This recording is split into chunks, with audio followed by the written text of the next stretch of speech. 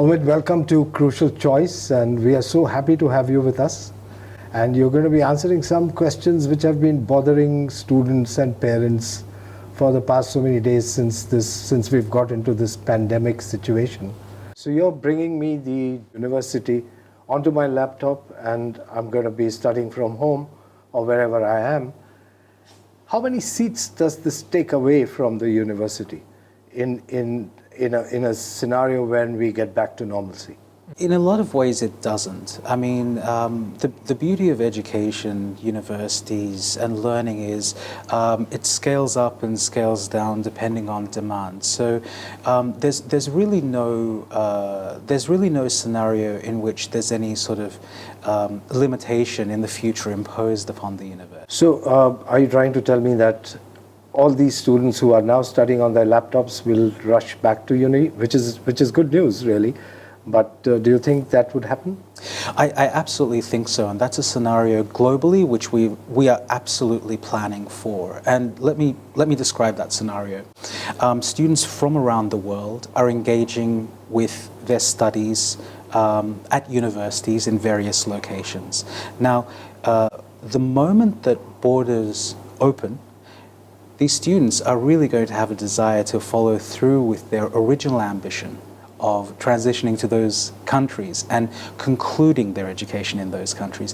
And that's a process that we're absolutely supportive of, and that's a process that will absolutely assist in facilitating. So I foresee a future in which these digital learners end up in the destination countries of their choice. Education, in some ways, and the love of learning and knowledge is in itself an end, but it's also a means. And I think education as a means to something else is much more meaningful in today's world than in any other time in history. I urge parents and students to consider these new models of learning, and I'll describe why. If you wait around for borders to open and things to go back to normal, well, when will that be? We don't know. Let the youngsters start to experience the education in the new models that the world is presenting to you now, because they will get a jump start in their careers. They will finish sooner, there won't be study gaps, their minds won't be distracted with a 6-month delay, a 1-year delay. The sooner that people enter and really begin to engage with all the wonderful things that education presents you, from learning to knowledge to the end result, the qualification, the sooner that student becomes an effective and active member of the future global economy that we're all planning for now.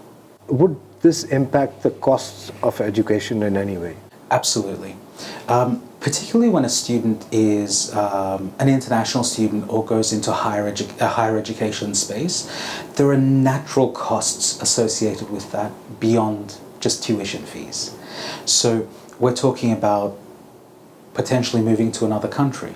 We're talking about the living expense of living away from home for the first time, rent and bills and all the things that are associated with that. What we should never ignore is the fact that the current home-based learning model eliminates all those secondary costs, and they can be significant, from thousands to tens of thousands of dollars per year perhaps.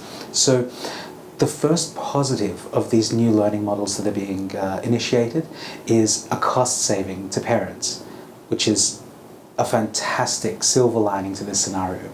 Secondly, more and more campuses and universities around the world, in order to encourage students not to disrupt and create a gap in their own studies, are offering things like bursaries, fee discounts and scholarships. I urge students and parents to look closely at these and what's on offer, and you will find that between the savings in costs of living and potential fee discounts, there will be significant savings to students around the world.